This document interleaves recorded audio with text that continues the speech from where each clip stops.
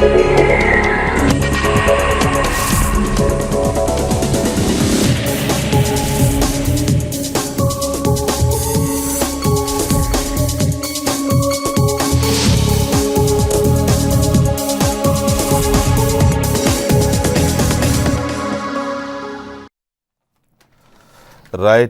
Welcome back to morning debate. ఇవాళ డిబేట్లో వెల్లంపల్లి శ్రీనివాస్ గారు వైఎస్ఆర్ కాంగ్రెస్ పార్టీ నాయకులు, అలాగే కేబీజీ తిలక్ గారు సీనియర్ జర్నలిస్ట్ అలాగే అనలిస్ట్, ముళ్ళపూడి రేణుక గారు తెలుగుదేశం పార్టీ అధికార ప్రతినిధి స్టూడియోలో ఉన్నారు. ఇక జంధ్యాల రవిశంకర్ గారు కాంగ్రెస్ పార్టీ నాయకులు, సీనియర్ అడ్వకేట్ మనకి హైదరాబాద్ స్టూడియో నుంచి, అలాగే మరి కాసేపట్లో రాకేష్ రెడ్డి భారతీయ జనతా పార్టీ అధికార ప్రతినిధి కూడా మనకి హైదరాబాద్ నుంచి అందుబాటులోకి వస్తారు. ముందుగా ఒక ఆసక్తికరమైన, ఇది వార్త అనుకోవాలో లేకపోతే ప్రభుత్వ నిర్ణయం అనుకోవాలో అర్థం కాని పరిస్థితి. న్యూ ఇయర్ సెలబ్రేషన్స్ డిసెంబర్ 31 జనవరి 1ని మనం చాలా సంబరంగా జరుపుకుంటాం. ఎందుకంటే అది ప్రపంచవ్యాప్తంగా న్యూ ఇయర్ సెలబ్రేషన్ జరుపుకునే ఆనవాయితీ వస్తుంది.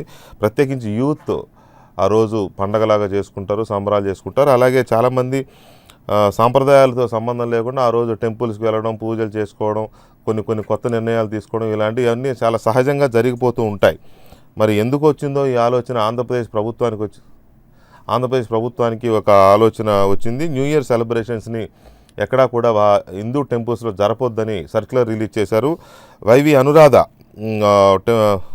ఇన్స్ట్రక్షన్స్ ఇచ్చారు. కమిషనర్ ఎండోమెంట్ అనురాధ గారు ఇచ్చారు సర్క్యులర్. అయితే హిందూ ధర్మ పరిరక్షణ ట్రస్ట్, ఇది ఎండోమెంట్ డిపార్ట్మెంట్లో భాగంగా పనిచేస్తున్న ట్రస్ట్ ద్వారా ఈ సర్క్యులర్ ఇష్యూ అయింది. ప్రస్తుతం ఆ ట్రస్ట్కు సంబంధించిన సెక్రటరీ విజయ రాఘవాచార్యులు మనకి టెలిఫోన్ లైన్లో ఉన్నారు. ముందు ఆయనతో మాట్లాడదాం. విజయ రాఘవాచార్యులు గారు, నమస్కారం అండి. శుభోదయం. అయ్యా, శుభోదయం. ఎందుకండి ఈ ఆలోచన వచ్చింది? ఏంటి దీనివల్ల ఏం ప్రయోజనం జరుగుతుందని? న్యూ ఇయర్ 31 డిసెంబర్ 31 ఆర్ 1 జనవరి ఈ రోజుల్లో టెంపుల్స్లో ఎక్కడా కూడా ఆ సెలబ్రేషన్స్ చేయొద్దు అని, అంటే ఏంటిది అన్నది, ఏం చేయొద్దని? సర్క్యులర్ లోనే అన్ని విషయాలు స్పష్టం చేశారండి. సనాతనమైన ధర్మానికి ప్రతీక మన దేవాలయాలు. ఈ దేవాలయాలన్నీ కూడా ఒక సనాతనమైన వైదిక పంచాంగం ప్రకారంగా నడుస్తూ ఉంటాయి. తిథులు, వారాలు, నక్షత్రాలు, ఏ రోజు మంచి, ఏ రోజు కాదు, ఎప్పుడు ఏం జరగాల, ఏ ఉత్సవం జరగాలనేవి. ఇటువంటి ఒక సనాతనమైనటువంటి వైదిక ధర్మానికి కట్టుబడ్డటువంటి దేవాలయాల్లో ఆంగ్ల సంవత్సరాది అనేది ఆంగ్లేయులకు కానీ మనకు కాదు. భారతీయుల వైదిక పంచాంగం అంతా కూడా మన పంచాంగాలు మనకున్నాయి. తిథి, వారు, నక్షత్రం, కరణం, యోగం ఉన్నాయి. మీరు change of date does not mean change of year according to Hindu ధర్మ. రెండోది, ఉగాది అనేది మన స్వదేశీ. జనవరి 1 అనేది విదేశీ సంస్కృతి. ప్రకృతిలో కాలంలో మార్పులు స్పష్టంగా కనిపించేది ఉగాది నాటికి. ఒక చక్కగా ఒక వేప పువ్వు, ఒక మామిడి పిందెలు, ఒక బెల్లం, ఇవన్నీ కూడా భగవంతునికి ఆరాధన చేసి ఆ షడ్రుచులతో ఉన్నటువంటి ప్రసాదాన్ని మనం స్వీకరిస్తాం మన సంప్రదాయంలో కొత్త సంవత్సరం అంటూ. అంతేకాకుండా ఖగోళ శాస్త్ర పరంగా చూసినప్పటికీ కూడా హిందూ సంవత్సరం మొదలయ్యేది ఉగాది నుంచే. కేవలం శాసనం ద్వారానో లేదా 2000 సంవత్సరాలు గాను కొంతకాలం గాను ప్రభుత్వ ఉత్తర్వుల ప్రకారం గాను జనవరి 1 అనుకుంటున్నాం. కానీ ప్రభుత్వానికి, కాలానికి అతీతమైనటువంటిది భగవంతుని యొక్క విధి. ఉంటాయి మన గ్రహాలు మన పంచాంగాలు, ఆ పంచాంగాల్లో మళ్ళీ పొలిటికల్ పంచాంగాలు, ఇవన్నీ చాలా రెగ్యులర్గా ఉంటూనే ఉన్నాయి, మనం చూస్తూనే ఉన్నాం. మన సాంప్రదాయం మనకుంది. మీరు అన్నట్టుగా ఉగాది పచ్చడి తింటాం, ఉగాది రోజు మన ఇంట్లో పూజ చేస్తాం. రాజకీయ పంచాంగాలు ఇవన్నీ అవసరం లేదు. చెప్తున్నా అంటే మన కల్చర్లో కొన్ని రకాల పెడదూరంలో ఉన్నాయి, మంచివి కూడా ఉన్నాయి. ఇంట్లో పండుగ చేసుకుంటాం, ఉగాది పచ్చడి చేసుకుంటాం, పూజ చేసుకుంటాం. తెలుగు సంవత్సరాదిని చాలా అద్భుతంగా తెలుగు బట్టలు వేసుకుని బ్రహ్మాండంగా చేసుకుంటాం. అయితే ఇక్కడ నా క్వశ్చన్లో ఒకటే, ఇప్పుడు మీరు తీసుకున్న ఈ నిర్ణయం December 31 night and 1 January new year ఏదైతే ప్రపంచవ్యాప్తంగా జరుపుతారో, దీన్ని మన టెంపుల్స్లో జరపొద్దు అని మీరు తీసుకున్న నిర్ణయం వల్ల కొత్తగా హిందూ సాంప్రదాయానికి, హిందూ సమాజానికి వనగూరే ప్రయోజనం ఏంటి? లేదా ఇది జరిపితే హిందూ సమాజానికి జరుగుతున్న నష్టం ఏంటి? ఇది కొత్తగా సంప్రదాయం కాదండి, మొదటి నుంచి ఉన్నదే. మనం మర్చిపోయినాం, దాన్ని ఓన్లీ జ్ఞాపకం చేస్తున్నాం. మనం కొత్తగా సంప్రదాయం ఏం కాదు. సంప్రదాయం అంటే it's long standing practice being in use from times immemorial. We have not created this, it had been there from times immemorial. We are only trying to recollect and recall what we have missed all these years. Telugu సంవత్సరాదిని జరుపుదామంటూ మీరు ఇంగ్లీష్లో మాట్లాడుతున్నారు. అంటే మీరు కూడా English మాట్లాడారు. నేను ఇంగ్లీష్ మాట్లాడలేదురా చారిల్ గారు, నేను ఇంగ్లీష్ మాట్లాడలేదు. సరే, ఎనీవే ఇంకొక పాయింట్ ఏంటంటే December 31 నుంచి 1 January వరకు నాకు తెలిసినంత వరకు తిరుమల తిరుపతి దేవస్థానంలో కానీ, లేకపోతే కనకదుర్గ అమ్మవారి దగ్గర కానీ, సింహాచలంలో కానీ, అన్నవరంలో కానీ, ద్వారకా తిరుమలలో కానీ, శ్రీశైలంలో కానీ, మహానందిలో కానీ ప్రముఖ క్షేత్రాలన్నీ కూడా కిటకిటలాడిపోతాయి. అవునా? అదైతే వాస్తవమే కదా. అంతే కదా మరి. అంటే ఆ రోజు ఏం చేద్దామని వీళ్ళందరినీ రావద్దని చెబుదాం అనుకుంటున్నారా, లేదా టెంపుల్స్ లో ఆ రోజు పూజలు నిలిపేద్దాం అనుకుంటున్నారా? ఎవరిని రావద్దు అని చెప్పే అధికారం ఎవరికి లేదండి. ఎవరి ఇష్టం వాళ్ళది. ఇది ఒక సూచన. తిరుమల తిరుపతి దేవస్థానం సపరేట్ వారి నిర్ణయం వారు తీసుకుంటారు. ఎందుకు సార్ ఇన్నాళ్ళు లేనిది కొత్తగా? నేను ఒకటే సార్, హిందూ అనేది మతం కాదు, ధర్మం అని మీరు అందరు చెప్తారు. ఈ హిందూ ధర్మంలో ఎవరినైనా ఆలింగనం చేసుకునే అవకాశం ఉంది, ఈ ధర్మానికి ఉన్న ప్రత్యేకత అది అని చెప్తారు. తిరుమల తిరుపతి దేవస్థానానికి హిందువులు వస్తారు, క్రిస్టియన్లు వస్తారు, ముస్లింలు వస్తారు. కాకపోతే రిజిస్టర్లో సంతకం పెట్టాలి, ఐఎమ్ నాట్ హిందూ అని సంతకం. అంతకుమించి వేరే అక్కడ అవరోధం ఏం లేదు కదా వాడు రావడానికి. మరి అలాంటప్పుడు ఇలాంటి పెట్టడం వల్ల సమాజంలో లేని ఒక కొత్త అంశాన్ని, లేని ఒక కొత్త నెగిటివ్ దృక్పథాన్ని ఎందుకు క్రియేట్ చేస్తున్నారు? బీజేపీ నాయకుడు మంత్రిగా ఉన్నందుగా ఎండోమెంట్ శాఖకి ఒక మంచి సంప్రదాయం అనేది బహుకాలంగా ఉన్నప్పుడు దాన్ని మర్చిపోతే మళ్ళీ పునరుద్ధరించుకుంటాం. అంతే తప్ప ఎవరిని కూడా బలవంతం చేసేది ఏముంది దీంట్లో? మీరు ఇవాళ ఎవరు కూడా ఇప్పుడు అర్ధరాత్రి పూట మీరు ఒక తేదీ మారినంత మాత్రం సంవత్సరం మారినగా భావించలేం కదండి. ఇంగ్లీష్ సంవత్సరాది అనేటటువంటి తేదీ మార్చి తేదీ వస్తుంది. అర్ధరాత్రి పూట మనం చేస్తున్న పనులేంటి స్వామి? రకంగా దేవాలయాల్లో ఈ ఆంగ్ల సంవత్సరాది పేరుతోటి పెద్ద పెద్ద తోరణాలు కట్టడము, బోల్డెన్ డబ్బు ఖర్చు పెట్టేయడం, ఇవన్నీ అవసరం లేదు. చక్కగా మనం ఉగాది పండుగ మనం చేసుకుంటాం. మన సంవత్సరాది, మన సంస్కృతి, మన సంప్రదాయాన్ని పరిరక్షించుకుంటాం. అందుకు హిందూ ధర్మం దానికి కట్టుబడి ఉంది. మాధవ సేవ కదా. మన సంప్రదాయాన్ని, మన ఆచారాన్ని, దాన్ని పరిరక్షించుకోవడానికి చాలా మార్గాలు. ఇటువంటి వాటి లేవి మిగతా వాళ్ళలో ఒక నెగిటివ్ దృక్పథాన్ని హిందూ మతం పట్ల పెంపొందించే ప్రయత్నాలు ఎందుకు చేస్తున్నారు? దీనివల్ల న్యూ ఇయర్ సెలబ్రేషన్స్ జరుపుకునే యూత్ను కానీ, స్టూడెంట్స్ని కానీ, లేదా ఇతర మతాలకు చెందిన వ్యక్తులను కానీ, వాళ్ళని కానీ మీరు దూరం చేసుకున్నట్టు అవుతుంది. మీరు ఆలోచించుకోండి. దయచేసి అర్థం చేసుకోండి. ఇది మనం చేసేది ఏదైనా కానీ ఒక హిందూ ధర్మానికి సంబంధించిన విషయం ఇది. దీనికి మీరు నేషనలైజ్ చేయాల్సిన అవసరం లేదు. సెక్యులర్ స్టేట్ ఎవరి ఇష్టం వారు. హిందూ ధర్మాన్ని పాటించేటటువంటి వాళ్ళకి ఇది ఒక సూచన, ఇలా చేస్తే బాగుంటుంది అని. ఆచరించారనేది మనవరం అని చెప్పడం ఆచరించేది ఏముంది? గవర్నమెంట్ సర్క్యులర్ ఇచ్చింది కదా, టెంపుల్స్ కి అధికారికంగా సర్క్యులర్ ఇచ్చింది గవర్నమెంట్. మరి గవర్నమెంట్ ఎందుకు చూసుకోలేదో ఎందుకు తెలియదు కానీ గవర్నమెంట్ లో టెంపుల్స్ లో ఎలాంటి పూజలు కానీ, ప్రత్యేక పూజలు చేయొద్దు, అలంకరణలు చేయొద్దు అని ఇచ్చారు. ఆలోచించండి దీని గురించి ఇప్పుడు ఎవరి ఎందుకు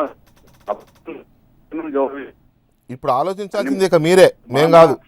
మీరే ఆలోచించుకుని దాన్ని విత్డ్రా చేసుకుంటే మిగతా సమాజం కొంచెం దాన్ని ఆదర్శంగా తీసుకుంటుంది. అదర్వైజ్ నెగిటివ్ దీనికి వచ్చే అవకాశం. ఎనీవే, మీరు సంధ్యావందనం చేసుకుంటూ మధ్యలో గ్యాప్ ఇచ్చి మా చర్చిలోకి వచ్చినందుకు రాఘవాచార్యులు గారు థ్యాంక్ యూ వెరీ మచ్. ఇక భారతీయ జనతా పార్టీ నాయకులు, తిరుమల తిరుపతి దేవస్థానం బోర్డు సభ్యులు, తాజా మాజీ సభ్యులు, బోర్డు ఇప్పుడు లేదు కాబట్టి, భానుప్రకాష్ రెడ్డి గారు కూడా టెలిఫోన్ లైన్లో ఉన్నారు. భానుగారు ఉన్నారా? లైన్లో ఉన్నారా?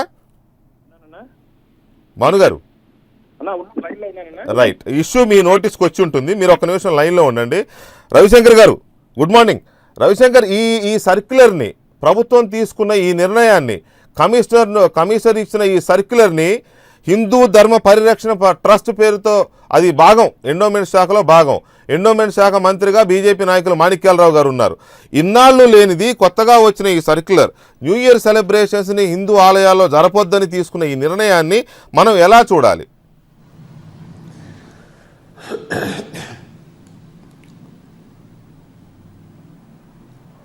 మీకు బీజేపీ ప్రభుత్వం వచ్చిన దగ్గర నుంచి కనుక మనం చూసుకుంటే, పంజాబ్లో ఏమో ఆవు మాంసం, లేకపోతే మధ్యప్రదేశ్లో ఇంకో రకమైన మాంసం, లేకపోతేనేమో ఇంకో చోట ఇంకో రాష్ట్రానికి వచ్చేప్పటికి ఇంకొక వాదన, నార్త్ ఈస్ట్కి వచ్చేటప్పటికేమో అదేదో ఇంకో రకమైన వాదన. ఈ రకంగా ఈ ఎలక్షన్స్కి వచ్చినప్పుడు రకరకాల వాదనలు ఈ ప్రభుత్వం తీసుకుంటూ వచ్చింది. వారికి ఇక్కడ ఏంటంటే నెక్స్ట్ ఎలక్షన్స్ ఏ స్టేట్లో ఉంటే ఆ స్టేట్లలో ఒక రకమైన కొత్త విచిత్రమైన వాదన తీసుకురావడం అనేది సర్వసాధారణం అయిపోయింది. ఇవాళ వాళ్ళకి గత కొన్ని సంవత్సరాలుగా కాదు, ఎక్కడో మనం మాట్లాడుకుంటున్నా కూడా అన్ని దేవుళ్ళకి అన్ని ప్రజలు కూడా అందరూ అన్ని మతాల వాళ్ళు కూడా తిరుమల దేవస్థానానికి వెళ్తారు, అలాగే దర్గాకి వెళ్తారు. రేపు పొద్దున ఎల్లుండి వెళ్ళే చర్చికి కూడా రేపు రాత్రి 24వ తారీఖు రాత్రి వెళ్ళే హిందువులు చాలా మంది ఉంటారు. As a matter of fact మేమందరం కూడా ఆ రోజు సాయంత్రం పండగ చూడటానికి మేము కూడా వెళ్ళేవాళ్ళం హైదరాబాద్లో. కాబట్టి నా ఉద్దేశ ప్రకారం ఇదేంటంటే ప్రజల్ని వరుసగా మతం కులం పేరు మీద విడగొట్టి ఓట్లు దండుకుందాం అనే ప్రయత్నం నిన్న గుజరాత్లో ఎంత తీవ్రంగా చేశారో ఈ భారతీయ జనతా పార్టీ క్లియర్గా కనిపిస్తుంది. ఇక్కడ నువ్వు అసలు మనకి ఆంధ్ర వాళ్ళకి కానీ అంటే తెలంగాణకు కానీ మనకి వచ్చే సంవత్సరాది పక్కన మహారాష్ట్ర సంవత్సరాది ఒకటైతే కేరళలో సంవత్సరాది ఇంకో రకంగా ఉంటుంది. ఈ రకంగా మీరు ఎన్ని రాష్ట్రాల్లో ఏ రకంగా చేయదలుచుకున్నారు అంటే కేరళలో జనవరి 14వ తారీఖు ఎప్పుడు వస్తుందో ఓనమనో ఏదో వస్తుంది, దానికి మళ్ళీ ఆ సంవత్సరానికి దీనికి తేడా ఉంటుంది.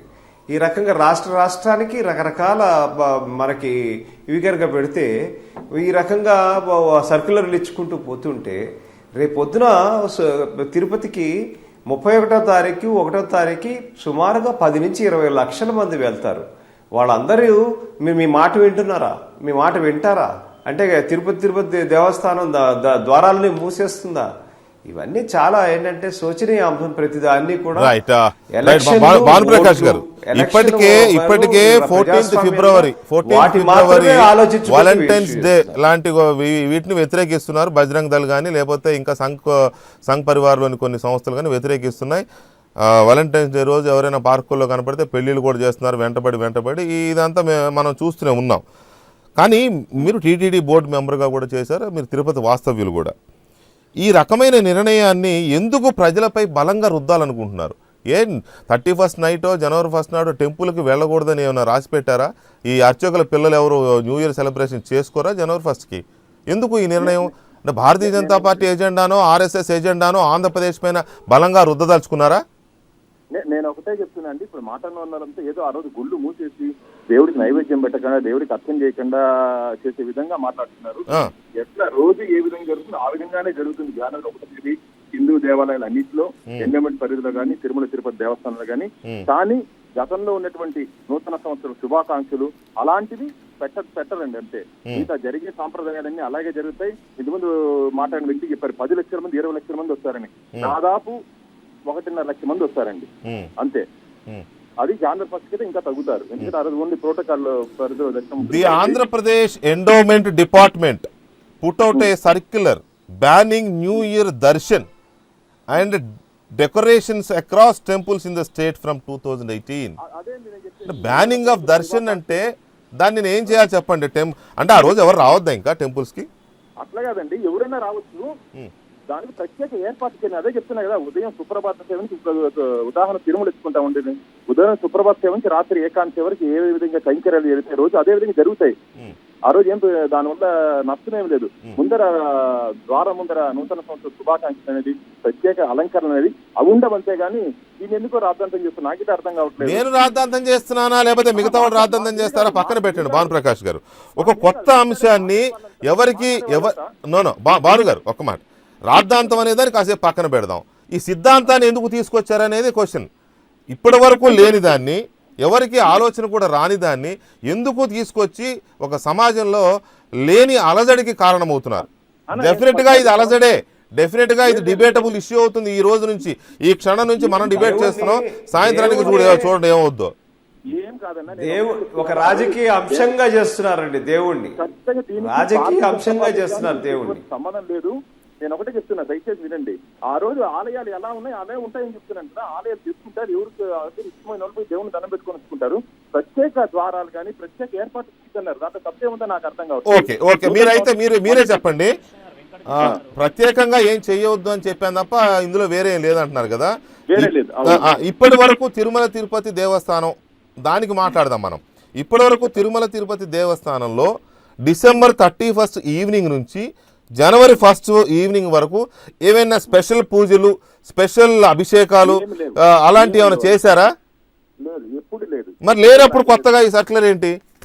కొత్తగా సర్కుల్ అంటే ఇది ముందర ఉన్నటువంటి నూతన సంవత్సర శుభాకాంక్షలు అనేవి అలాంటివి రాయకుండా దీని సర్కుల్ ఎంత కానీ మిగతా ఏంటి ప్రత్యేకంగా అంటే అలాంటి అలంకరణలు కానీ అలాంటి చేయొద్దని చెప్పి అంటే మిగతా నిత్య పూజలన్నీ ఖచ్చితంగా జరుగుతాయి. దేవుని దర్శనం చేసుకునేదానికి ఎక్కడ ఇట్లా ఈ జీవోలో కానీ ఈ ఆర్డర్లో కానీ ఎక్కడ ఎటువంటి ఆటంకాలు లేవు. అనవసరంగా దీన్ని ఇష్యూ చేయాలని ఇంతకుముందు మాట్లాడిన వ్యక్తులు 10 లక్షల మంది 20 లక్షల మంది వస్తారు. ఇంతకుముందు మాట్లాడిన వ్యక్తులు అంటే నేను కూడా ఇష్యూనే చేస్తున్నా, నన్ను కూడా నో ప్రాబ్లం.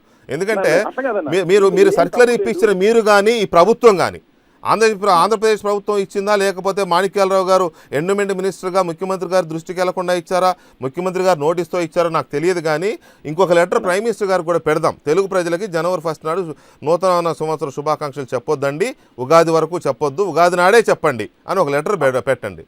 ఖచ్చితంగా ఇప్పుడు మా ఉగాది నాడు నరేంద్ర మోడీ గారు తెలుగు ప్రజలకు చెప్తారు, ఓనం రోజు కేరళ వాళ్ళకి చెప్తారు, తమిళ న్యూ ఇయర్ చెప్తారు. అది ఏ రోజు ఉంటుందో ఆ రోజే చెప్తారు ప్రధానమంత్రి గారు కూడా. దీంట్లో ఎటువంటి అపోహలు పోవాల్సిన అవసరం లేదు. దేవుడి దర్శనం ఎవరినో చేసుకోవచ్చు. ప్రత్యేక అలంకరణ డిసెంబర్ చెప్పొద్దని చెప్పండి. అదే నేను అన్నది అదే, ఆయనకు అర్థమైంది. జనవరి 31 నేను అడుగుతున్నా, మీరు ఒకసారి వచ్చి చూడండి. వాస్తవంగా నేను చెప్తాను, 31 అనేది ఎలా సెలబ్రేట్ చేసుకుంటారు యూత్? గుళ్ళకు కాదండి, మెయిన్ రాత్రిలో రోడ్ల మీద తాగి బండ్లు యాక్సిడెంట్ మనం ఎంత సంకుచితమైన భావజాలంలో ఉన్నామంటే మన పండుగలు మన సాంప్రదాయాలు మనం చేసుకుంటూనే గ్లోబలైజేషన్ ఎరాలో బతుకుతున్నాం మనం.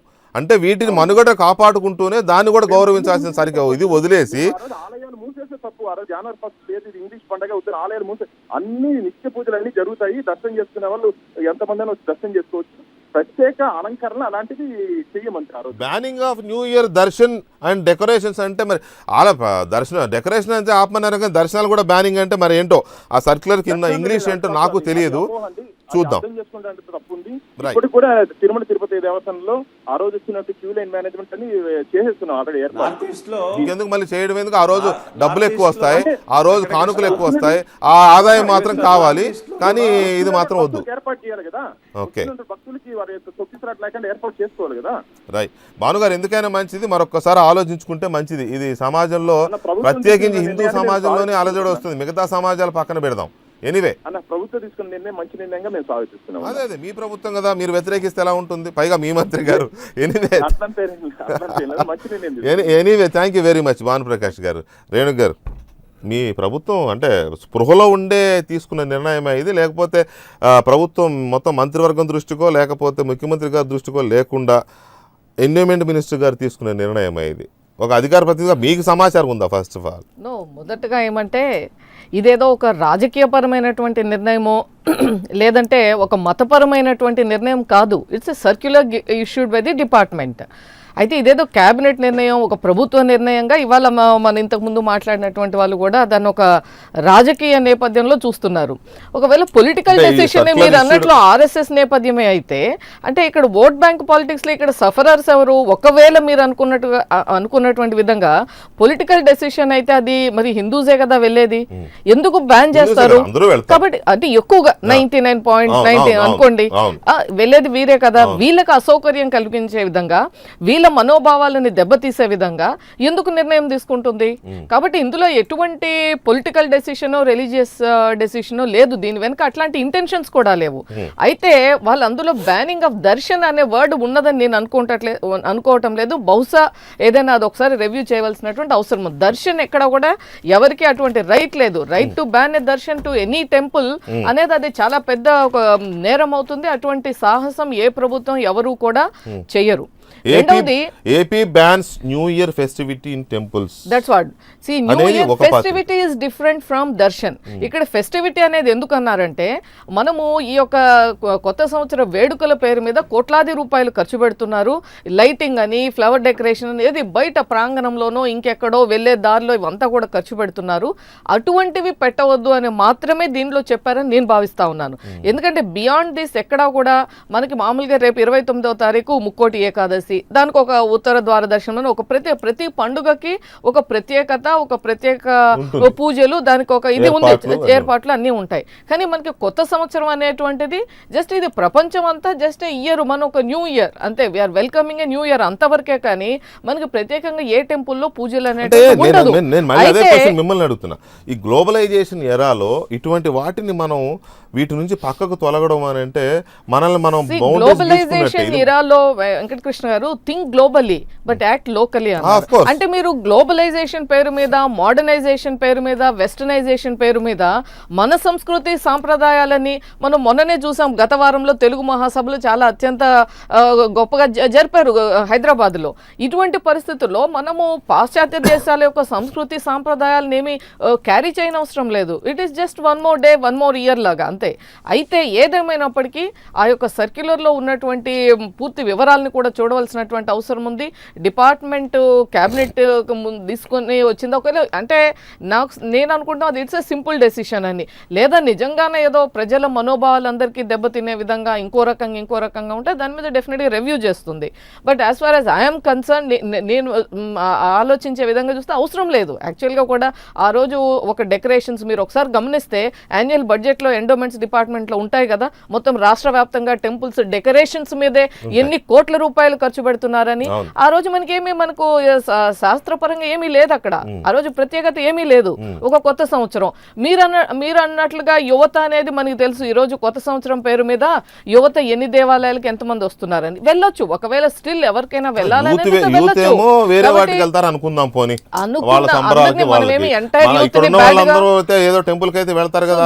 గుడ్ అండ్ బ్యాడ్ 100% వెళ్తారని లేదు. ఇట్స్ ఆల్ ఇప్పటికీ వెళ్ళొచ్చు. ఈ రోజు రేపు 31వ తారీఖు ఎప్పుడు, అందుకే కదా ఇప్పుడు చెప్పారు భాను ప్రకాష్ గారు కూడా, తిరుపతిలో క్యూ లైన్స్ కానీ మిగతా ఏర్పాట్లన్నీ జరుగుతూ ఉన్నాయి. ఓన్లీ ఏంటంటే ఫెస్టివిటీ పేరు మీద మనకి ఖర్చులు వద్దు, ఖర్చు తగ్గించడం మాత్రమే. నేను అనుకునేదైతే అనవసరమైన ఎక్స్పెండిచర్ అని తగ్గిస్తున్నారు.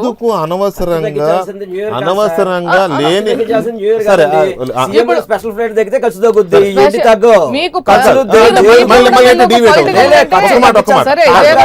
ఖర్చులు తగ్గించాల్సిన స్పెషల్ ఫ్లైట్లు తప్ప దేవుడికి చేసే అలంకారాలు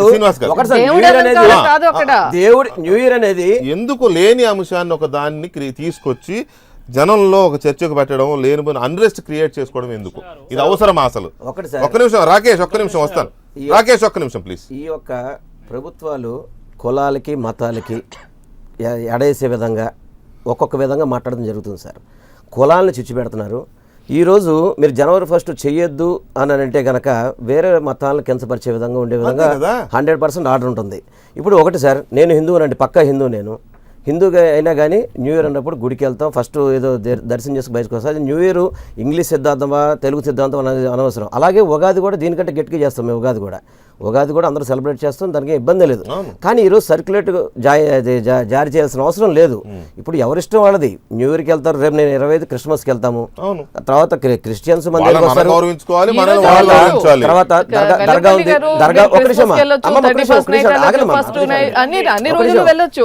దర్గా ఉంది, కడప దర్గాకి అందరూ వెళ్తారు. అందరూ ఆల్మోస్ట్ హిందువులు కూడా చాలా మంది వెళ్తారు. దాని మీద ఒక్కొక్కరికి ఒక నమ్మకం. కానీ ఇటువంటి సర్క్యులేట్ జారీ చేయడం వల్ల ఇతర మతాల్లో ఇబ్బంది పెట్టే పరిస్థితి కనబడుతుంది. ఇతర మతాలకి ఏంటంటే వాళ్ళు రెచ్చగొట్టినట్టుగా కనబడే పద్ధతి కనబడుతుంది. ఇది హిందూ ధర్మ పరిరక్షణ సంబంధం చేసింది, అదంతా వేరు.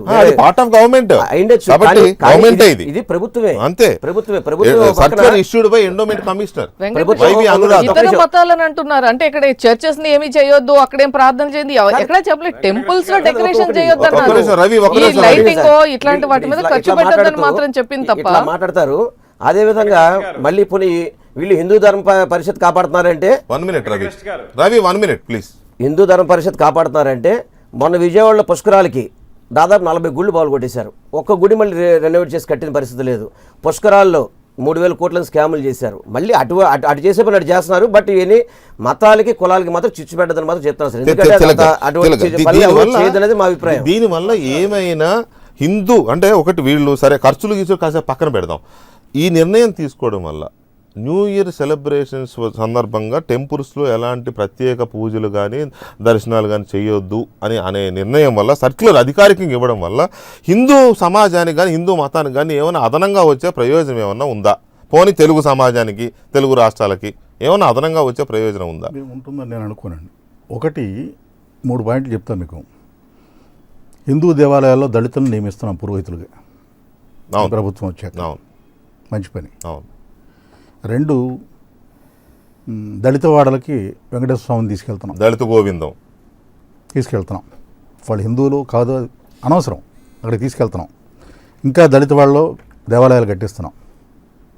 అవును ఇటువంటి నేపథ్యంలో ఇది చేయాల్సిన అవసరం ఉందా? ఉమ్. ప్రత్యేకించి దానికి ఆర్డర్ ఇవ్వక్కర్ల, ఓరల్గా చెప్తే చాలు. అవును అవును చాలు. ఆ. ఇంకొకటి ఏంటంటే, మనం హిందూ సాంప్రదాయం ప్రకారం ఇవన్నీ పాటిస్తాం అన్నప్పుడు ఎండోమెంట్ డిపార్ట్మెంట్లో అడ్మినిస్ట్రేటివ్ యాంగిల్ పరిపాలనా వ్యవహారాల్లో క్రీస్తు శకం పాటిస్తున్నారా లేకపోతే తెలుగు క్యాలెండర్ పాటిస్తున్నారా? మన సిలబస్లోనే ఉంది సార్. బాబరు లేకపోతే మొఘల్ చక్రవర్తులు ఇలాంటి పరిపాలన మనం దీనంతా వచ్చినప్పుడు క్రీస్తు పూర్వము క్రీస్తు శకం అని వాడుతూనే ఉంటాం. ఇప్పటికీ అదే ఉంది సిలబస్లో. దేవాలయాల్లో ఎక్కడ కూడా తెలుగు క్యాలెండర్ ఏమి ఫాలో అవ్వరు కదా, పూజలు అవి చేస్తారు. ఏమైనా దాంట్లో భరతుడు పూర్వము భరతుడు శకం అని ఏమైనా ఉందా? లేదు కదా. అడ్మినిస్ట్రేటివ్ యాంగిల్లో క్రీస్తు శకం తేదీలను క్యాలెండర్ని పాటించేటప్పుడు దీన్ని ఇక్కడ మాత్రం 1వ తేదీకి మాత్రం ఎందుకు చేయాలి అంటే, మా దేవాలయాలకు మీరు రావద్దని నాన్ హిందూస్ని మీరు చెప్పదలుచుకున్నారా? ఇది ప్రభుత్వానికి చెడ్డపేరే. నేను అనేది మాణిక్యాలరావు మంత్రిగా ఉన్నారు, ఆయన నిర్ణయం నేను ఆయనకి తెలియకుండా చాలా జరుగుతున్నాయి. పుష్కరాలు జరిగినా దసరా జరిగినా అసలు ఆయనకి తెలియకుండానే కమిటీలు అన్నీ జరుగుతున్నాయి. ఇంకా చెప్పాలంటే ఇప్పుడు ఇది ప్రత్యేకించి మనం విజయవాడలో ఉన్నాం కాబట్టి కనకదుర్గ గుళ్ళో అసలు కమిటీకి కూడా తెలియదు ఈవో గారు అన్ని నిర్ణయాలు తీసుకుంటారు. ఆవిడకి వెనకాల సపోర్ట్ ఎవరున్నారో తెలియదు, కానీ అది హిందూ సాంప్రదాయాలా కాదా ఆవిడ ఇష్టం, ఏది పడితే అది నిర్ణయం తీసుకుంటారు. ఇలాంటిది ఉన్నప్పుడు మాణిక్యాలరావు తెలిసి జరుగుతున్నాయి నేను అనుకోను. అది ప్రభుత్వం కూడా ఉద్దేశపూర్వకంగా చేసిందని నేను అన్నాను. కొంతమంది అధికారులు అత్యుత్సాహంతో కొన్ని పనులు చేస్తూ ఉంటారు, అలా జరుగుంటుందని నేను అనుకుంటున్నాను. రైట్. రాకేష్ రెడ్డి గారు, ఒకవైపు ఇంకా మనం సిలబస్లో క్రీస్తు పూర్వము క్రీస్తు శకము ఇలాంటివన్నీ ఉన్నాయి. గ్లోబలైజేషన్ ఎరాలో ఉన్నాం. ఎస్, మన టెంపుల్స్ మన పండుగలు ఇవన్నీ మనం చేసుకోవాలి. కానీ ఈ సర్క్యులర్ ఇవ్వడం వల్ల ఒకటే క్వశ్చన్, అనవసరమైన అన్రెస్ట్కి అనవసరమైన ఆలోచనలకి ఎందుకు ఈ రకంగా చేస్తున్నారు? న్యూ ఇయర్ సెలబ్రేషన్స్ వద్దా అంటే వ్యాలంటైన్స్ డే లాగానే దీన్ని కూడా పరిగణిస్తున్నారా అనే లేనిపోని ఆలోచనలు క్రియేట్ చేయడం తప్ప ఈ సర్క్యులర్ వల్ల ఏమన్నా ప్రయోజనం ఉందా? రాకేష్ రెడ్డి, ఒక ప్రోగ్రెసివ్ పొలిటీషియన్గా, ఒక యంగ్స్టర్గా చెప్పండి. మీరు కరుడుగట్టిన ఆర్ఎస్ఎస్ భావజాలంతో మాట్లాడొద్దు. లేదు, ఒక ఇండియన్గా ఒక తెలుగువాడిగా నేను భావించేది ఏంటంటే, మనకు తెలుగు క్యాలెండర్ ప్రకారం ఉగాదితోనే మన కొత్త సంవత్సరం ప్రారంభమవుతుంది. కాబట్టి ఆ రోజు ప్రత్యేక పూజలు గాని ప్రత్యేక ఏర్పాట్లు గాని తిరుమల తిరుపతి దేవస్థానం చేస్తే దానికి అర్థం ఉంటది. అంతేగాని ఇంగ్లీష్ క్యాలెండర్ రోజున, ఇంగ్లీష్ క్యాలెండర్ ప్రకారము కొత్త సంవత్సరం ప్రారంభమయ్యేటువంటి రోజున ఈ తిరుమల తిరుపతి దేవస్థానం గాని మిగతా దేవస్థానాలు గాని ఎందుకు ప్రత్యేక ఏర్పాట్లు చేయాలి? ఎందుకు కోట్ల రూపాయలు ఖర్చు పెట్టాలి? అంటే మనము ఇండియా కాస్త అమెరికాలాగా మారిన తర్వాత ఇండియాకి ఐడెంటిటీ ఏముంటది? కాబట్టి ఇది ఒక ధార్మిక సంస్థగా వాళ్ళ యొక్క క్యాలెండర్ ను వాళ్ళు ఫాలో కావాలి తప్ప మిగతా వాళ్ళ క్యాలెండర్ కు ప్రత్యేక స్థానం ఎందుకు కల్పిస్తారు? అర్థం చేసుకోవాలి. వాళ్ళ ఆనందాన్ని గౌరవించాల్సిన బాధ్యత మన మీద ఉంటుంది కదా. ఇప్పుడు అమెరికాలో వెంకటేశ్వర స్వామి ఆలయాలు కడుతున్నారు. అమెరికా ప్రభుత్వం ఎందుకు పర్మిషన్ ఇవ్వాలి? మీకు ఎందుకు ఇవ్వాలండి పర్మిషన్? అఫ్ కోర్స్ అక్కడ తెలుగు వాళ్ళు ఉండొచ్చు, అయినంత మాత్రాన మా దేశంలో మీ టెంపుల్ కట్టొద్దు అని వాళ్ళు అంటే ఏం చేయగలం మనం? నథింగ్, ఏమీ చేయలేదు. అమెరికా ఇస్ సెక్యులర్ కంట్రీ, ఎవరి రిలీజన్ వాళ్ళు ఫాలో కావచ్చు. ఇక్కడ కూడా ఎవరి రిలీజన్ వాళ్ళు ఫాలో కావచ్చు. Secular country. ఆ రోజు దర్శనం అవుదని చెప్పి ఎవరు అనట్లేదు, ఆ రోజు గుళ్ళకు వెళ్ళొద్దని ఎవరు చెప్పట్లేదు. ఎవరి ఇష్టాల ప్రకారం వాళ్ళు ఫాలో కావచ్చు. కానీ ఒక ధార్మిక సంస్థగా ఆ రోజు మనం ప్రత్యేక ఏర్పాట్లు చేయాల్సినటువంటి అవసరం లేదు. మన క్యాలెండర్ ఒక ప్రత్యేకమైన క్యాలెండర్ ఉన్నది మనకని చెయ్యకండి. రాకేష్, ఇందాక నేను బాలు ప్రకాష్ ఒక మాట అడిగాను, ఇప్పటి వరకు ఏమైనా చేస్తున్నారంటే ఏమీ చేయట్లేదండి అని ఆయన చెప్పాడు. మరి ఏమీ చేయనప్పుడు అదనంగా ఈ సర్క్యులర్ ఇచ్చి లేనిపోని అలజడి క్రియేషన్ ఎందుకు అనేది నా క్వశ్చన్. అంటే ఆ ఒక్క టెంపుల్ కాదండి, మొత్తం ఆల్ టెంపుల్స్.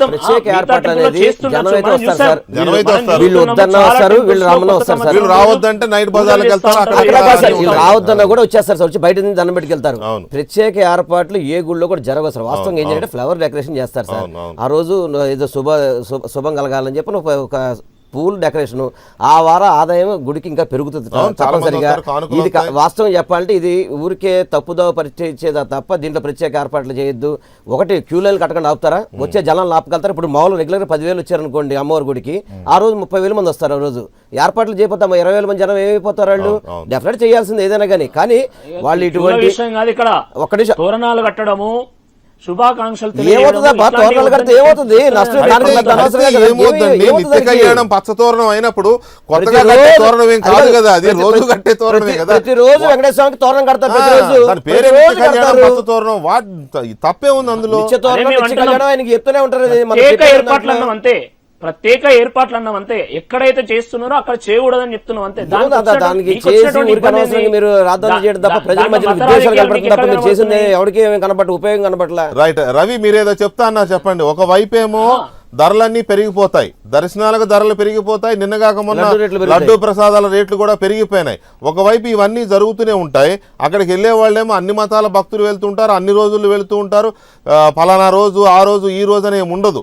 సో అలాంటి సందర్భంలో ఈ అనవసరమైన వివాదానికి ఎందుకు తెరతీశారు, ఎందుకు సమర్థించుకుంటున్నారు వీళ్ళు? ఇంకా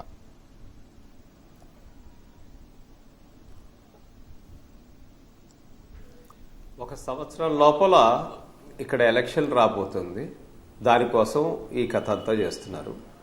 ఎందుకంటే ఇప్పుడు నేను ఛాలెంజ్ చేస్తున్నాను వాళ్ళని, రేపు పొద్దున 25వ తారీఖు క్రిస్మస్ శుభాకాంక్షలు ప్రైమ్ మినిస్టర్ చెప్పకుండా ఉంటారా? అలాగే నార్త్ ఈస్ట్ లో 72% క్రైస్తవులు ఉంటారు. అక్కడ చర్చిలకి ఎవరు వెళ్ళటానికి వీల్లేదు, చర్చిలు ఇల్యూమినేట్ చేయడానికి వీల్లేదు, లైట్లు పెట్టకూడదు అని చెప్పి ఎవరన్నా సర్కులర్ ఇవ్వగలరా? అక్కడ బీఫ్ ప్రధానమైన ఆహారము. నేను గత సంవత్సరంగా రోజు ధార్మిక సంస్థలు చేసుకుంటే ఓకే, ధార్మిక సంస్థలు చేసుకోలేదు. ఇక్కడ ప్రభుత్వం ఇచ్చింది ఆర్డర్ కనుక మీరు ఆపుతారా? మీరు ఆపుతారా? ఎలా ఇస్తారండి? ఎలా ఇస్తారు? ఆపుతారా? గవర్నమెంట్ కి సంబంధం లేకుండా గవర్నమెంట్ కి సంబంధం లేకుండా గవర్నమెంట్ కి సంబంధం లేకుండా కలెక్టర్లు అధికారాలు లేదా వాళ్ళ ఆర్డర్లు ఇచ్చేంత దమ్ము ధైర్యం ఈ కలెక్టర్లకు ఉండదు. వీళ్ళు గవర్నమెంట్ పైనుంచో ఎక్కడి నుంచో ఇక్కడ లోకల్ నుంచో కనుక విధమైన డైరెక్షన్స్ రాకుండా వీళ్ళు చెయ్యరు.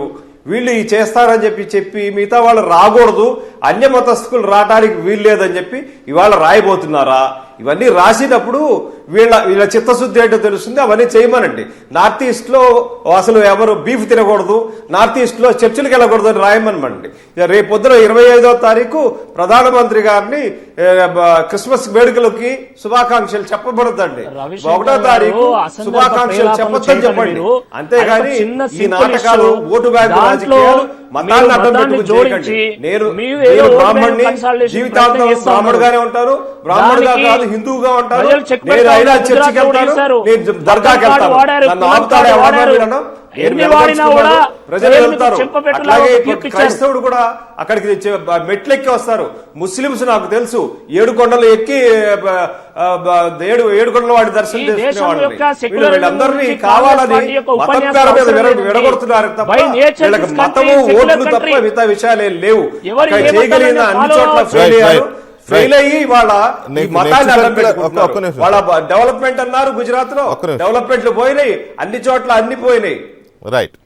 దీనికి జాతీయ రాజకీయాలకి సంబంధం లేదు, రాష్ట్ర రాజకీయాలకు అయితే సంబంధం ఉందని నాకు అనిపిస్తుంది. రాజకీయంగా కూడా సంబంధం లేదని నేను అనుకుంటున్నాను. మీకు కూడా మీ ప్రభుత్వానికి, మీ పార్టీ, మీ ప్రభుత్వానికి కూడా తెలిసి జరిగి ఉంటేనేమో. ఇంకా అఫీషియల్ లెవెల్లో జరిగిందా? ఒక సబ్మిషన్, దేశ రాజకీయాలకు సంబంధం ఉందో నాకు తెలియదు, కానీ రాష్ట్ర రాజకీయాలకు అయితే సంబంధం ఉన్నట్టు కనపడుతుంది.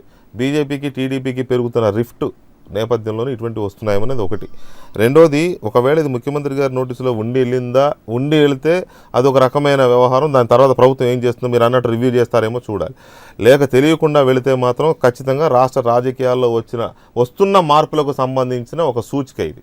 అక్కడ యాక్చువల్గా అంత పెద్ద ఈరోజు మనం దీన్ని చాలా పెద్ద అంశంగా మనం చర్చిస్తున్నాం కానీ నేను అనుకుంటాం అది జస్ట్ చిన్న అక్కడ ప్రత్యేక అలంకరణ ఖర్చులు ఫెస్టివిటీ అన్నారే తప్ప అక్కడ ఏమి నిత్యంగా రోజు జరిగే పూజల్ని చేయొద్దో లేదంటే భక్తుల్ని రావద్దనో లేదా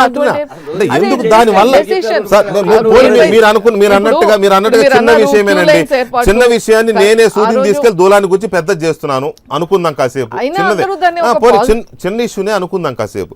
చిన్న ఇష్యూనే కదా, సర్క్యులర్ ఎందుకు? వచ్చేవాడు వస్తాడు, పోయేవాడు పోతాడు.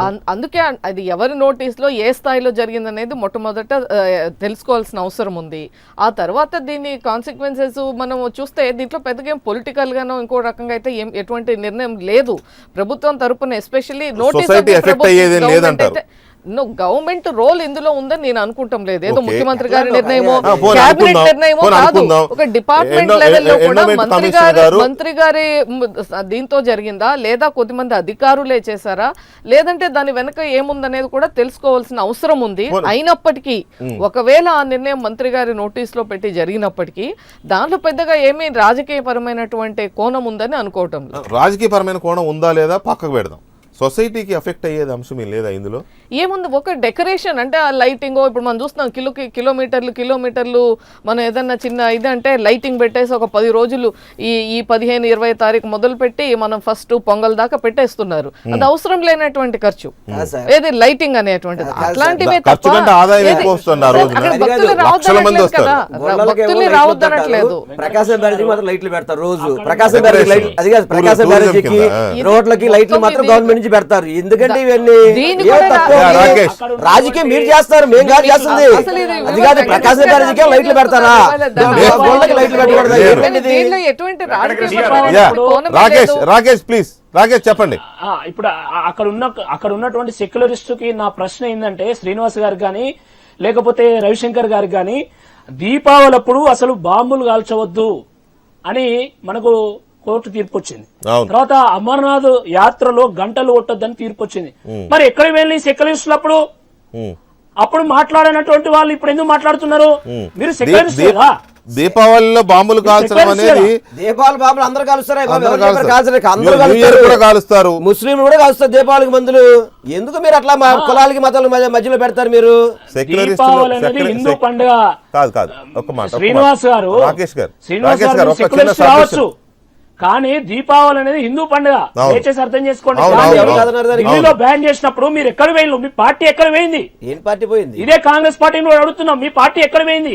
అమర్నాథ్ లో గంట కొట్టొద్దని చెప్పినప్పుడు మీరేం స్పందించారు? మీరు స్పందించుంటే మీరు సెక్యులర్ చేసుకోవచ్చు. ఒక చిన్న సర్క్యులర్ ఇచ్చి తెలుగు దీపావళి ఒక మాట సార్, ఎవరిని అప్పీల్ చేయడానికి ఒక మాట రాకేష్ గారు, దీపావళి పండుగ సందర్భంగా రవి ఒక్క నిమిషం, దీపావళి పండుగ సందర్భంగా టపాకాయలు కాల్చొద్దని కోర్టు చెప్పిన మాట వాస్తవం. మీరు అడిగారు ఈ పార్టీలన్నీ ఏం చేసినాయని. అక్కడ ఏమీ ఆగలేదు. కోర్టు చెప్పినా ఎవరు ఆగట్లేదు కదా, కాలుస్తూనే ఉన్నారు. కోర్టు చెప్పిన ఉద్దేశం ఏంటంటే దానివల్ల పొల్యూషన్ బాగా పెరుగుతుంది. And also best of my knowledge అదేది అమర్నాథ్లో గంట కొట్టొద్దు అన్నది కూడా ఆ వైబ్రేషన్ కి కొద్దిగా అక్కడ కూడా మళ్ళీ అంత మంచు ఇది కదా. కారణాలు చెప్పుకుంటా పోతే చాలా ఉన్నాయి. ఈ రోజు చర్చిలో నుంచి ఎంత సౌండ్ వస్తా ఉన్నది, పొద్దున నుండి సాయంత్రం వరకు మైకులు పెడతా ఉన్నారు. మీరు కేంద్ర ప్రభుత్వం మీరు ప్రభుత్వంలో ఉన్నారు కదా, మీరు నిర్ణయం తీసుకో. ఇప్పుడు కోర్టు చెప్పిన దానికి మరి మీరేం చేస్తున్నారు? మీరు తీసుకుంటే అండి మీ స్పందన ఏందని అడుగుతున్నా. ఇప్పుడు ఇచ్చిన దాని మీద మాట్లాడకుండా పార్టీ మా నిర్ణయం తీసుకుని నువ్వేనా లెటర్లు ఇచ్చావా? మా నిర్ణయం తీసుకుని ప్రభుత్వం లెటర్లు ఇస్తుంది. రవి చెప్పండి, రవి ప్లీజ్.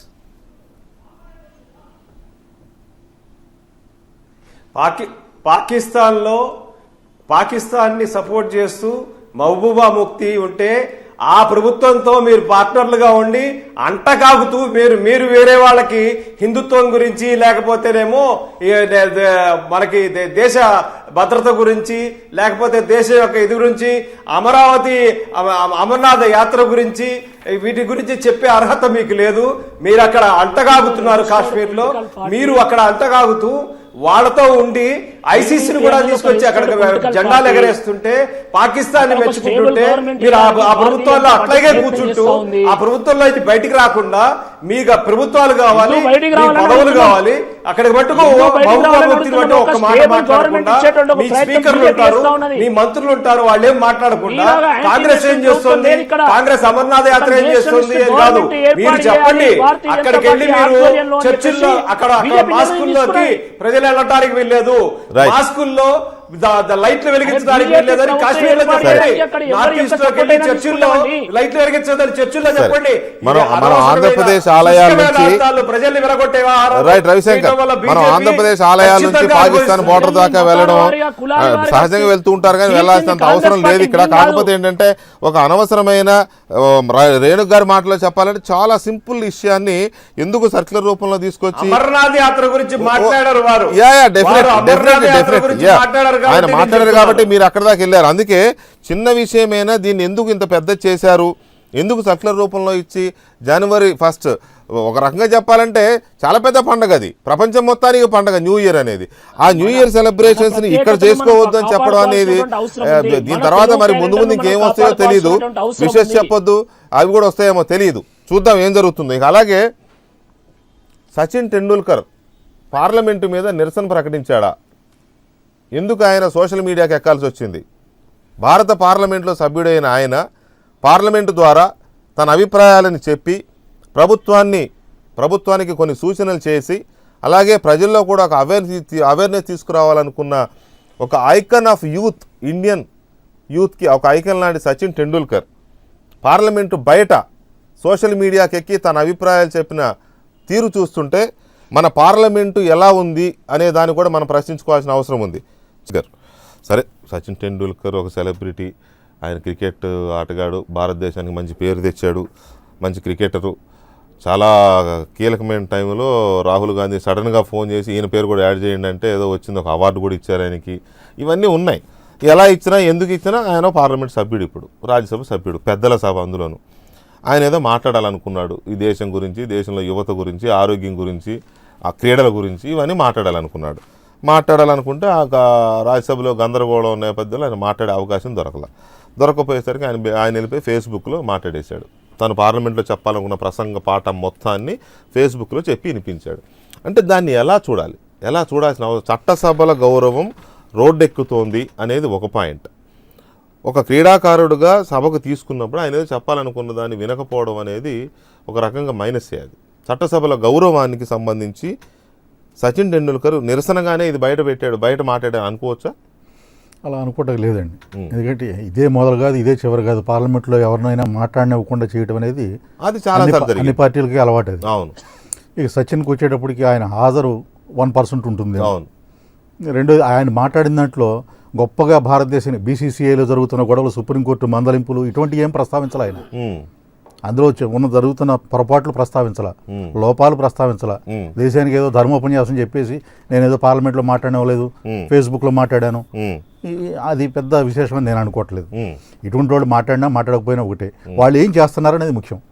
ఆ క్రీడా రంగానికి మాట్లాడినా ఒకటే అన్న దాంతో కొంత ఏకీవించవచ్చు.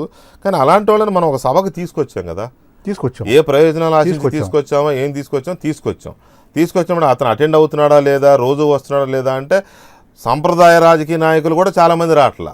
చెప్పా పెట్టకుండా దేశం వదిలిపెట్టి ఎక్కడికి వెళ్ళారో కూడా అడ్రస్ లేకుండా తిరిగిన రోజులు ఉన్నాయి. మీరు చెప్పే కరెక్టే, కానీ పార్లమెంట్ ఇవాళ అయిపోవట్లా, ఇంకా దానికి పీరియడ్ ఉంది, ఇంకా మాట్లాడవచ్చు తర్వాత కూడా అవకాశం వచ్చినప్పుడు. ఇవాళ నేను లేచినప్పుడు నాకు అవకాశం లేదు, నేను బయటకు వెళ్ళి మాట్లాడాలంటే కరెక్ట్ కాదు కదా. 500 మంది పార్లమెంట్ సభ్యుల్లో అందరూ మాట్లాడడం సాధ్యం కాకపోవచ్చు. ఇవాళ కదా రేపు మాట్లాడవచ్చు, ఇవాళే మాట్లాడేది. అందరూ రోజు మాట్లాడరు, కానీ ఆ రోజు కొంతమందికి అవకాశం వస్తుంది. ఆ అవకాశం వచ్చినప్పుడే వాళ్ళు మాట్లాడాలి, లేకపోతే ఇంకో రోజు అవకాశం రాకపోవచ్చు. ఆయన ఇవాళ శ్రీనివాస్ గారు, సోషల్ మీడియా అనేది సరిగ్గా లేదు, అది పెడదూరంలో వెళుతుంది. ఆ సోషల్ మీడియాలో అన్ని పిచ్చి ఇవి ఒకరి మీద ఒకరు దాడులు ఇవన్నీ వస్తున్నాయి అని సోషల్ మీడియా మీద మెల్లమెల్లగా ఒక నెగిటివ్ ఒపీనియన్ బాగా క్రియేట్ అయ్యే వాస్తవమే. అలాంటి సందర్భంలో పార్లమెంట్లో మాట్లాడాల్సిన ఒక రాజ్యసభ సభ్యుడు నిజానికి సరే మామూలు సభ్యుడు ఎవరు అంటే అనుకోవచ్చు, ఎంతో ప్రభావితం చేయగల వ్యక్తి సచిన్ టెండూల్కర్. ఆయన మీద మనకు నెగిటివ్ ఒపీనియన్స్ ఉండొచ్చు, పాజిటివ్ ఒపీనియన్స్ ఉండొచ్చు, కానీ యూత్ని ప్రభావితం చేయగలిగిన వ్యక్తి సభలో మాట్లాడకుండా సభలో అవకాశం రాలేదు కాబట్టి నేను ఫేస్బుక్లో మాట్లాడాడు అంటే రెండు రకాలుగా తీసుకోవాలి. ఆ మెసేజ్ చాలా మంచి మెసేజ్, నేను విన్నాను కాబట్టి మంచి మెసేజ్, చాలా బాగా చెప్పాడు. ఒక్కసారి మాట్లాడుండొచ్చు కాక ఒక్కసారి మాట్లాడినా బాగా చెప్పాడు. సభలో మాట్లాడలేకపోవడం, ఇక్కడ మాట్లాడుతున్నాను అనే పదం చాలా పెద్ద పదం. అంటే సభలు తమ పనితీరును సమీక్షించుకోవాల్సిన అవసరం ఉంది సార్. తప్పకుండా సార్. ఇప్పుడు ఆయన రాజ్యసభ సభ్యుడు, ఆయన రాజ్యసభలో యాక్చువల్గా రాజ్యసభలో ఆల్మోస్ట్ అందరికీ చాలా వరకు అవకాశాలు వచ్చే అవకాశాలు చాలా ఎక్కువ ఉన్నాయి. మరి నిన్న ఏ సబ్జెక్టులో మరి ఆయనకి టైం రాలేదు, అదేంటో తెలియదు. అదేవిధంగా వెంకయ్యనాయుడు గారు కూడా చైర్మన్గా, డిప్యూటీ చైర్మన్గా ఉన్నారు, అక్కడ చైర్మన్గా ఉన్నారు ఆయన. దాంట్లో కూడా ఆయన ఒక మంచి చట్టం కూడా తీసుకొచ్చారు. ఏది అని అన్నాడు, 3 నెలల లోపు డిస్క్వాలిఫికేషన్ ఎవరైతే పార్టీలో తక్కువ దాని ఒక మంచి స్వభావంతో కూర్చున్న వెంకయ్యనాయుడు గారు. మరి అక్కడ నిన్న ఏం జరిగిందో అనేది ఒక సమీక్షించాల్సిన అవసరం ఉంది. టెండూల్కర్ లాంటి వ్యక్తిని అవకాశం ఇవ్వాల్సిన అవసరం కూడా సభ కొంత తప్పనిసరిగా, ఎందుకంటే ఆయన ఏం చెప్తాడనేది. బట్ ఆయన మరి అంత కోపం వచ్చిందంటే అక్కడ ఉద్రేకం ఏం జరిగిందో తెలియదు. టెండూల్కర్ లాంటి వ్యక్తులు కూడా ఒకరోజు నిన్న ఇవ్వలేదు, ఈ రోజు కూడా ఒకసారి ఏమైనా ఆల్మోస్ట్ రాజ్యసభ నడుస్తుంది, మళ్ళీ అవకాశం తీసుకొని మాట్లాడితే బాగుండేది. అలా కాకుండా ఈ రాజ్యసభలుగా ఇప్పుడు అసెంబ్లీలు కానీ ఇవన్నీ కూడా ఏం జరుగుతుందంటే స్పీకర్స్ ఒక పార్టీకి కొంగాయడం అనేది కొంచెం ఇబ్బందిగా ఉంది. వ్యవస్థలో మార్పు రావాల్సిన అవసరం అయితే ఉంది. కానీ మాకు వెంకయ్యనాయుడు గారిది ఏంటంటే, మొన్న ఎవరైతే డిస్క్వాలిఫై పిటిషన్స్ పెట్టారో, ఎవరన్నా తప్పు చేసిన వాళ్ళ మీద వెంటనే చర్యలు తీసుకోవడం, 3 నెలల్లో పెట్టడం అనేది, మంచి మాటలు మాట్లాడిన వ్యక్తిని ఇంకొకసారి నేను రిక్వెస్ట్ చేస్తుంటే బాగుంటుందని నా అభిప్రాయం. ఇదేవిధంగా టెండూల్కర్ గారు కూడా ఆయనకి రాజ్యసభలో ఒక పెద్ద సభలో అవకాశం ఇచ్చారు. ఆయన ఇంకా అవకాశం దాన్ని వినియోగించాల్సిన అవసరం ఉంది. తక్కువగా రావడం, ఆయన స్పోర్ట్స్ నుంచి తీసుకోవడం జరిగింది.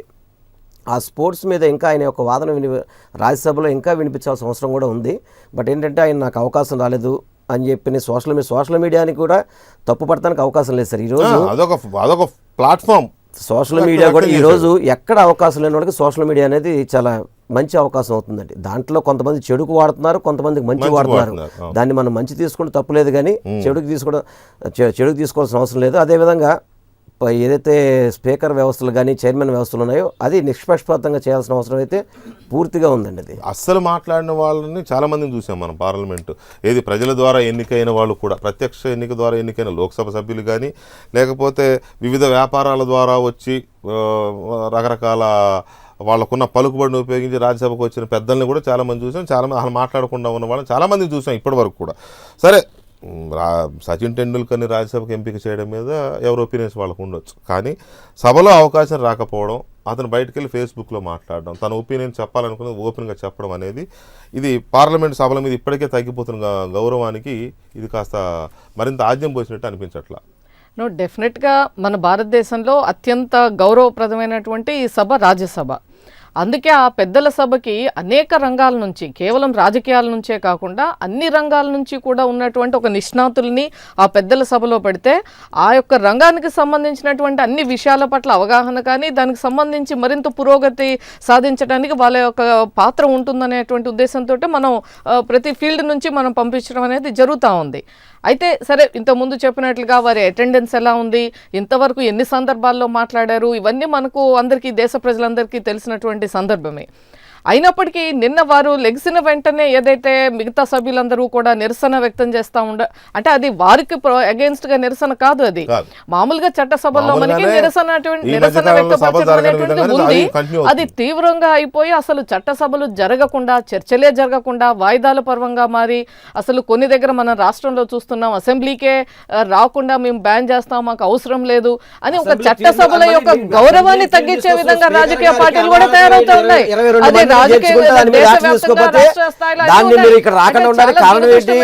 మనల్ని ఎందుకు ఉన్నారు ప్రజలు అనేది మర్చిపోయి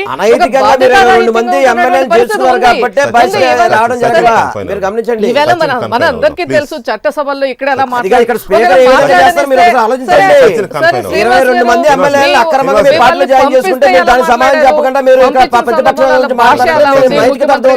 గమనిస్తా ఉన్నారు. సరే, నైతిక విలువలు రాజకీయాల్లో తగ్గిపోవటం అత్యంత దుర్ద అది చంద్రబాబుతో స్టార్ట్ అయింది నైతిక విలువలు తగ్గిపోవడం. చంద్రబాబుతోనే నైతిక విలువలు తగ్గిపోతాయి. లోకల్ పాలిటిక్స్ అందుకే చట్టసభలు సచిన్ ఒక వ్యక్తిగా నేను చూడట్లేదు, ఎవరైనా సరే పార్లమెంటు సభ్యుడిగానే అయినా ఎవరు మాట్లాడటానికి లెగిసినా కూడా ఈ మధ్య కాలంలో చట్టసభల్లో చర్చల కన్నా నిరసనలు ఎక్కువ జరుగుతూ ఉన్నాయి, టాకింగ్ కన్నా వాకౌట్లు ఎక్కువ జరుగుతూ ఉన్నాయి. కాబట్టి ఇది చాలా దురదృష్టకరం. దాన్ని విలువను పెంచే విధంగా డెఫినెట్ గా ఇప్పుడు నాయుడు గారు వచ్చిన తర్వాత ఇప్పటికే ఒక మొదలు పెట్టారు. బహుశా రాజ్యసభల్లో మళ్ళీ ఒకసారి ఒక రకమైనటువంటి సంస్కరణలు కూడా ఏమన్నా వచ్చి ఇటువంటి ఒక నిరసన ఓన్లీ పర్టికులర్ టైం, ఆ తర్వాత క్వశ్చన్ అవర్ జరగాలి, అన్ని ఒక షార్ట్ డిస్కషన్ అంటే డిస్కషన్ జరగాలి, ఈ విధమైనటువంటి మంచి పరిణామాలు రావాలని కోరుకుందాం. కానీ ఇప్పుడున్నటువంటి పరిస్థితుల్లో అది లేదు. అయితే at the same time Sachin Tendulkar కూడా ఏదైతే ఒక అటెంప్ట్ చేశారు, నిరసన మిగతా సభ్యులు ఏదైతే ప్రధాని మొన్న గుజరాత్లో చేసినటువంటి వ్యాఖ్యల సందర్భంగా దాని మీద క్షమాపణ చెప్పాలని కోరుతా ఉన్నారు. అటువంటి సందర్భం వెంటనే అంత అసహనం కూడా అక్కర్లేదు. భారత్ పార్లమెంటరీ వ్యవస్థలో నిరసనలు చెప్పటము తప్పు కాదు. అలాగని చెప్పి ఒకసారి అవకాశం ఇవ్వకపోతే నిరసన చెప్తున్నారని చెప్పి ఒక కొత్త ఒరవడిని సృష్టించాలని చెప్పి బయటకు వచ్చి సోషల్ మీడియాకి ఏమైనా అకౌంటబిలిటీ ఉందా, రెస్పాన్సిబిలిటీ ఉందా, ఏదన్నా మాట్లాడితే రేపు ఒక లీగాలిటీ ఉందా? ఇవాళ చట్టసభలో చెప్తే అది ఇట్స్ ఆన్ రికార్డ్స్. ఏదైతే ఏ మెసేజ్ అయితే వాళ్ళు ఇవ్వాలనుకుంటున్నారో అది రికార్డ్స్ లో ఉంటుంది. రవి, హౌస్ లో మాట్లాడితే ఎవరైనా హౌస్లో మాట్లాడితే అది రికార్డ్స్లోకి వెళుతుంది. అది ప్రభుత్వం దాన్ని పరిగణలోకి తీసుకుని ఆ సూచనలను ఇంప్లిమెంట్ చేయడమా లేకపోతే ఇంకేదైనా చర్యలు తీసుకోవడమా అనేది ఒకటి. రెండోది, హౌస్లో మాట్లాడిన దానికి అథెంటిసిటీ ఉంటుంది. ప్రజలు కూడా దాన్ని హౌస్లో మాట్లాడిన వ్యవహారంగానే తీసుకుని దాన్ని ఒక చట్టబద్ధమైన కామెంట్స్ కానీ తీసుకుంటారు. అక్కడ అతనికి చట్టబద్ధమైన అవకాశం దొరకలేదు. అవకాశం దొరికినప్పటికీ మాట్లాడే పరిస్థితి లేదు. అక్కడ Modi versus Congress, BJP versus Congress గందరగోళంలోనే సభ వాయిదాల మీద వాయిదాలు, గోల, మోడీ క్షమాపణ చెప్తాడు చెప్పడం, ఈ గొడవే ఎప్పుడు చూసేదే మనం చూస్తున్నాం. ఈ నేపథ్యంలో ఆయన సభ వదిలేసి సభలో మాట్లాడే అవకాశం రాలేదు కాబట్టి నా అభిప్రాయాలు చెబుతున్నా అంటూ సచిన్ టెండూల్కర్ సోషల్ మీడియాలో మాట్లాడాడు. నాకు తెలిసినంత వరకు దేశం గురించి సచిన్ టెండూల్కర్ మాట్లాడింది సోషల్ మీడియాలో కూడా ఫస్ట్ టైమే. మరి అంతకుముందు ఎప్పుడు మాట్లాడి నేనైతే చూడలేదు. సో ఒకటి, చట్టసభల గౌరవం అనేది సోషల్ మీడియాకి ఎక్కిందనేది నేను ఫీల్ అవుతున్నా. సభలో మాట్లాడాల్సిన పార్లమెంట్ సభ్యుడు తాను చెప్పదలుచుకున్న అంశాన్ని సోషల్ మీడియాలో మాట్లాడడం వల్ల చట్టసభని సోషల్ మీడియాకి తీసుకొచ్చాడు. అది మంచా చెడా మీరు చెప్పాలి.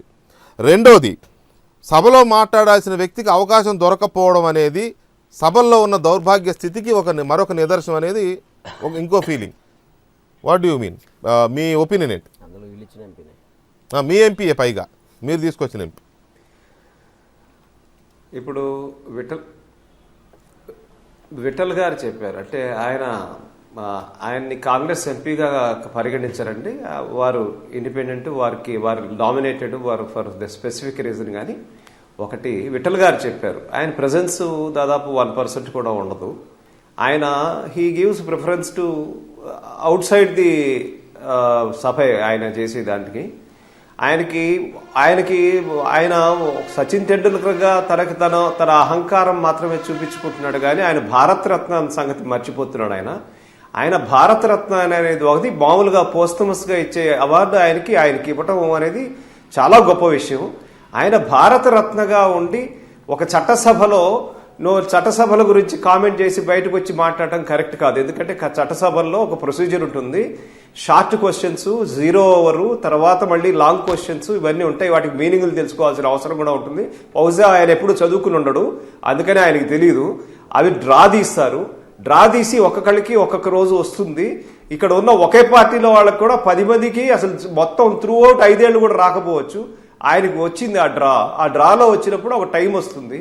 ఆ టైం వస్తే ఆ టైంలో కనుక మాట్లాడలేకపోవడం కానీ లేకపోతే ప్రివెంట్ కనుక జరిగితే యూజువల్గా డిస్కషన్ మొదలు కాకపోతే చట్టసభల్లో అది ఆ ప్రశ్న మళ్ళీ రాకపోవడం జరుగుతుంది. మళ్ళీ రావాలంటే టైం పడుతుంది. కానీ ఒకసారి బిగిన్ అయ్యి మాట్లాడితే మళ్ళీ దాన్ని నెక్స్ట్ అడ్జర్న్మెంట్ వచ్చినా కూడా అప్పుడు మళ్ళీ మాట్లాడడానికి అవకాశం వస్తుంది. ఈయన ఒక రోజు లోపలికి వచ్చి నేను మాట్లాడేస్తాను, నాకు ఇవ్వమన్నారు. ఒక స్టేట్ డివిజనే, ఒక రాష్ట్ర డివిజను, ఒక రాష్ట్రానికి కావాల్సిన స్పెషల్ స్టేటస్వే దాదాపుగా వెళ్ళిపోయి ఇప్పుడు 4 ఏళ్ళు అయిపోయింది. ఈయన ఒక చిన్న స్పోర్ట్ గురించి మాట్లాడతారంటే ఆయన అవకాశం ఇవ్వలేదని చెప్పి ఇంత రాద్ధాంతం చేయాల్సిన అవసరం లేదు. అసలు ఇటువంటి వాళ్ళకి భారతరత్న ఇవ్వడం కూడా తప్పు. చట్టసభల్ని గౌరవించలేని వాళ్ళని భారతరత్న ఇవ్వడం, బయటకు వచ్చి మాట్లాడటం ఆయన ఇంకా ఏదో ఎవరో కెమెరా మొహం మీద పెడితే మాట్లాడుతున్నారు. క్రికెట్ టీం కాదు, క్రికెట్ గ్రౌండ్ కాదు. కోట్లాది మంది యువతకు ఆయన ఒక స్ఫూర్తి ప్రదాత. ఆయనను అవమానించే విధంగా ఒక అహంకారి అని, ఆయన చదువుకోలేదని, ఆయనకు భారతరత్నం ఇవ్వడం వేస్ట్ అని చెప్పేసి ఏదైతే వ్యాఖ్యానిస్తున్నాడో దాన్ని మేము తీవ్రంగా తప్పుపడుతున్నాం. మీ రాజకీయాల కోసం ఒక గొప్ప వ్యక్తిని పట్టుకొని, ఒక భారతరత్న అవార్డుని పట్టుకొని ఈయనకు ఎందుకు భారతరత్న ఇచ్చారని అడుగుతున్నారా? ఆయన ఏం తప్పు చేశాడని మీరు అడుగుతున్నారు? మీరు అక్కడ మాట్లాడడానికి అవకాశం రాలే కాబట్టి ఆయన బయటికి వెళ్లి ఆయన ఒక వ్యూస్ ని ఎక్స్ప్రెస్ చేశాడు. తప్పేముంది? మీరే చెప్తారు కదా ఆర్టికల్ 14 అని, లేకపోతే మిగతా ఆర్టికల్స్ పెట్టి ఫ్రీడమ్ ఆఫ్ ఎక్స్ప్రెషన్ ఉంది, ఎవరు ఏదైనా మాట్లాడొచ్చు అని. ఆయన స్పోర్ట్స్ మన రైట్ అని చెప్పేసి బయటకు వచ్చి మాట్లాడాడు. తప్పేముంది? అనేక సందర్భాల్లో రాజకీయ నాయకులు చట్టసభలో మాట్లాడలేనటువంటి సందర్భంలో వాళ్ళు బయటకు వచ్చి మాట్లాడతలేరా? ప్రెస్ మీట్లు పెట్టి మాట్లాడతలేరా? కాబట్టి సచిన్ టెండూల్కర్ చేసిన దాంట్లో తప్పు లేదు. అసలు అంత గొప్ప వ్యక్తి లేచి నిలబడి 10 నిమిషాల పాటు నిలబడి అర్థించినా కూడా అవకాశం ఇవ్వనటువంటి కాంగ్రెస్ పార్టీ ఈరోజు ప్రజలకు క్షమాపణ చెప్పాలి. భారతరత్న మామూలు వ్యక్తి కాదు. ఆయన Bharat Ratna president of India nominate చేశాడు ఆయనని పార్లమెంట్ కి. అర్థించినా కూడా మీ రాజకీయాల సభ నడుపుతోంది వెంకయ్య నాయుడు. మీరేం మాట్లాడుతున్నారు? వెంకయ్య నాయుడు సభ నడిపినా కూడా నడపకుండా చేస్తున్నది మీరు. ఈరోజు భారత ప్రజలు చూస్తా ఉన్నారు.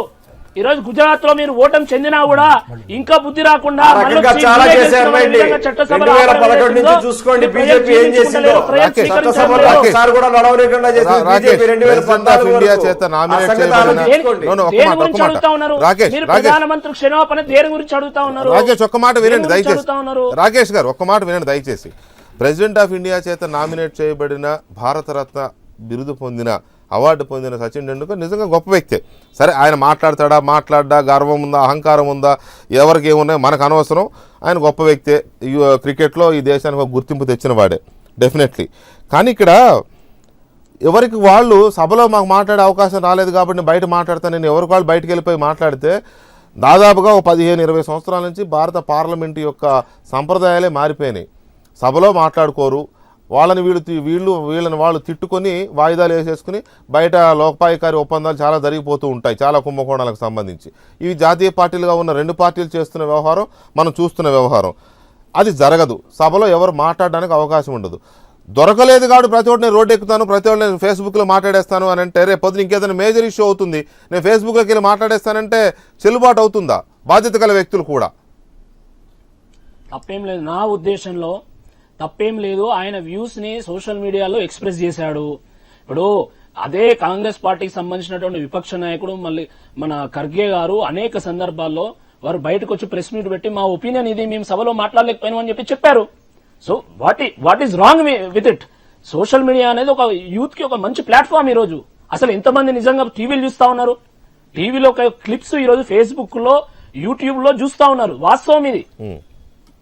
కానీ దానికి చట్టబద్ధత ఉండదు. మీరు గమనించాల్సిన విషయం ఏంటంటే సభలో మాట్లాడితే రికార్డ్స్ లోకి వెళుతుంది రాకేష్.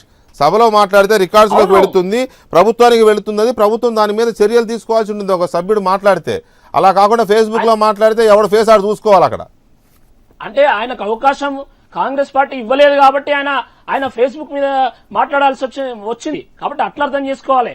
అంటే అటువంటి వ్యక్తిని కూడా మాట్లాడించలేనటువంటి ఒక దౌర్భాగ్య స్థితిని ఈ రోజు కాంగ్రెస్ పార్టీ ఈ రోజు క్రియేట్ చేస్తా ఉన్నది. అసలు దేనికోసం క్రియేట్ చేస్తా ఉన్నది? ప్రధానమంత్రి ఎందుకు క్షమాపణ చెప్పాలి? మాజీ ప్రధానమంత్రి ఆయన మన్మోహన్ సింగ్ పాకిస్తాన్ యొక్క మాజీ విదేశాంగ మంత్రి కసూర్ని కలిసింది వాస్తవమా కాదా? మరి కలిసినప్పుడు మీరు కలిశారు అని అంటే ఎందుకు కలవలేదని చెప్పారు?